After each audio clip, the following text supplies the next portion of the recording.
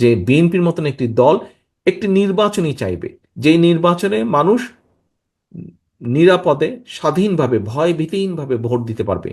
আমরা জনগণের যেটি ডিসিশন, যেটি সিদ্ধান্ত নির্বাচনের মাধ্যমে, সেটি অবশ্যই আমরা মেনে নেব। এখন প্রিয় সহকর্মীবৃন্দ, ওই পর্যন্ত তো আমাদেরকে যেতে হবে। ওই পর্যন্ত যেতে হলে আমাদের প্রত্যেককে স্ব স্ব জায়গা থেকে ভূমিকা নিতে হবে। এখানে ছাত্র দলের কর্মীই হোক, এখানে তাঁতি দলের কর্মীই হোক, এখানে যুব দলের কর্মী হোক, স্বেচ্ছাসেবক দল হোক, মহিলা দল হোক, আপনার কাছে যদি এরকম একটি 31 দফা থাকে, আমার নেতা হিসাবে আপনার প্রতি নির্দেশনা থাকবে, আপনার সহকর্মী হিসাবে আপনার প্রতি আমার অনুরোধ থাকবে, আপনি চেষ্টা করেন, নিজ উদ্যোগে চেষ্টা করেন এরকম 10টি ছাপাতে, ছাপিয়ে 10 জন মানুষের কাছে যেতে। শুধু দিয়ে চলে আসবেন না দয়া করে, যে ভাই ধরেন, সেটি লিফলেটই হোক, আপনার ওই বক্সের মধ্যে এরকম লিফলেট আছে, সেটি লিফলেটই হোক, অথবা এই পকেট বুকটি হোক, পকেট বইটি হোক, শুধু দিয়ে চলে আসবেন না। আপনারা সারাদিন আজকে এখানে জেনেছেন, শুনেছেন, আপনি নিজের ভিতরে ধারণ করেছেন বিষয়গুলো। শুধু নিজের ভিতরে রাখলে হবে না তো, এটি আপনাকে নিয়ে যেতে হবে জনগণের কাছে, এটি আপনাকে নিয়ে যেতে হবে আপনার ভোটারের কাছে, এটি আপনাকে নিয়ে যেতে হবে আপনার পাড়া প্রতিবেশী। আপনি পুরা ফরিদপুর জেলা, পুরা শরীয়তপুর জেলায় ঘোরার দরকার নেই, আপনি আপনার নিজের পাড়ার মধ্যেই করুন। আপনার নিজের পাড়ার মধ্যেই আপনি 31 দফাটি নিয়ে যান।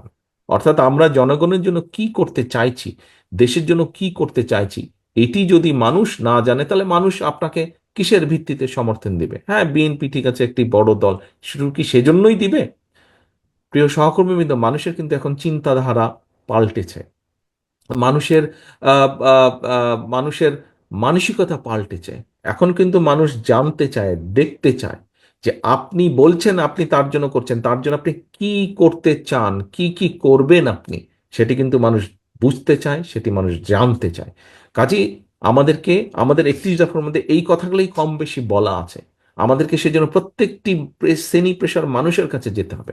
হ্যাঁ, হয়তো আমরা হয়তো আমরা একবারে সবকিছু করতে পারবো না। এখানে অনেকগুলো, আপনারাও যখন প্রশ্ন করেছেন অনেকগুলো কথা বলেছেন আপনারা। কৃষিতে আমরা যা করতে চাইছি, শিক্ষাক্ষেত্রে আমরা যা করতে চাইছি, নারীদের জন্য আমরা যা করতে চাইছি, আমরা একবারে সবকিছু পারবো না। কিন্তু অন্তত আমরা সূচনা করতে পারবো, আমরা যদি মানুষের সমর্থনের সুযোগটা পাই।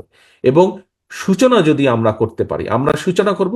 আরেকজন আজকে এখানে যে নেতৃত্ব আছেন, আপনারা সুযোগ পেলে ইনশাল্লাহ আপনারা সূচনা করবেন।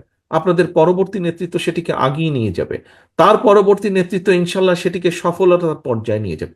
এভাবেই সভ্যতা বিকাশ হয়েছে, এভাবেই আমরা তৈরি করব।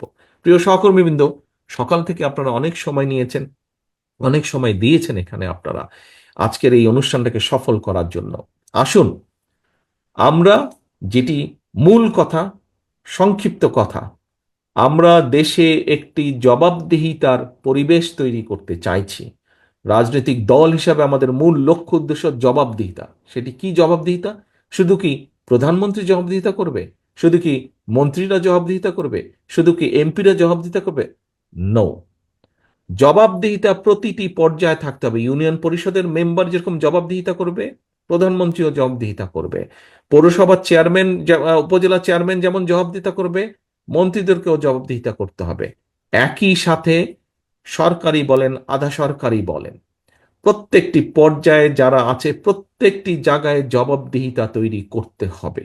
একদিনে সম্ভব না, কিন্তু সেটি সম্ভব, অবাস্তব কিছু না। কারণ প্রিয় সহকর্মীবৃন্দ, আপনি যদি আপনার নিজের পরিবারকে দিয়ে চিন্তা করেন, পরিবারে একটি জবাবদিহিতা আছে বলেই কিন্তু পরিবার টিকে থাকে। পরিবারের কতগুলো নীতি নৈতিকতা থাকে, জবাবদিহিতা আছে বলেই, সেই জন্যই পরিবারটি ঐক্যবদ্ধ থাকে। আজকে এই যে পলায়নকৃত যে স্বৈরাচার, তাদের আমলে আমরা দুর্নীতির কথাই বলি, তাদের আমলে আমরা অরাজকতার কথাই বলি, আইন শৃঙ্খলার ক্ষেত্রে অবনতির কথা যেটিই আমরা উল্লেখ করি না কেন, যেটিই আমরা তুলে আনি না কেন, কোনো ক্ষেত্রেই কোনো জবাবদিহিতা ছিল না। আপনারা দেখেছেন 14 সাল, 24 সাল, 18 সাল, তথাকথিত নির্বাচনগুলো দেখেছেন আপনারা। এই ফরিদপুরেই আমরা দেখেছি, পত্রপত্রিকায় দেখেছি যে তাদের অঙ্গ সহযোগী সংগঠনের নেতারাই বলেছে যে, বিভিন্নভাবে পত্রিকা এসেছে যে হাজারো কোটি টাকা তারা পাচার করে দিয়েছে। এখন এই যে অর্থ পাচার তারা করেছে, এটি কার কি ফরিদপুরের মানুষ ভালো সেটি জানে। কিন্তু করেছে তো, ঘটনা তো এরকম একটি নিশ্চয়ই ঘটেছে, নাহলে এই কথা আসলো কেন? এখন দেশে যদি সত্যিকারভাবে জবাবদিহিতা থাকতো, তাহলে কি দেশের মানুষের এই 2,000 কোটি টাকা পাচার করা সম্ভব ছিল? অবশ্যই সেটা সম্ভব ছিল না। কাজেই আমরা দুর্নীতিকেই অ্যাড্রেস করতে চাই, আমরা আইনের শাসনকেই প্রতিষ্ঠিত করতে চাই। আমরা স্বাস্থ্য খাতে, এখানে একজন ডাক্তার সাহেব একটি কথা বলেছেন, আমরা স্বাস্থ্য খাতে এমন একটি পরিবেশ তৈরি করতে চাই যেখানে দেশের মানুষ দেশের চিকিৎসকের কাছেই চিকিৎসা সুবিধা নিতে পারবে। আমরা এমন একটি পরিবেশ তৈরি করতে চাই যেখানে যেখানে শিক্ষার্থীরা তাদের তাদের যেটা ন্যায্য শিক্ষা, সেই শিক্ষা দেশের করতে নিতে পারবে। যেটি আমরা করতে চাই না কেন, একজন পলিটিক্যাল অ্যাক্টিভিস্ট বা একজন রাজনৈতিক কর্মী হিসেবে আমি মনে করি জবাবদিহিতা যদি প্রতিষ্ঠিত করা যায়, তাহলেই একমাত্র সবকিছু, অনেক কিছু করা সম্ভব।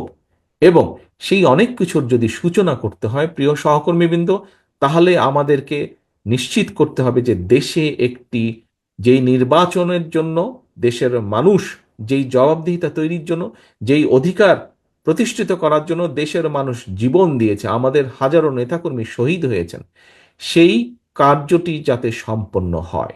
এবং এই কাজটি যদি করতে হয়, ঘুরে আবার পিছনেই যেতে হবে। সমগ্র মানুষ একত্রিত হয়ে, বিভিন্ন শ্রেণী পেশার মানুষ ঐক্যবদ্ধ হয়ে যেরকম স্বৈরাচারকে পালিয়ে যেতে বাধ্য করেছে, ঠিক অধিকারকে, দেশের মানুষের অধিকারকে প্রতিষ্ঠিত করতে হলে সকলকে একত্রিতভাবে ঐক্যবদ্ধভাবেই করতে হবে।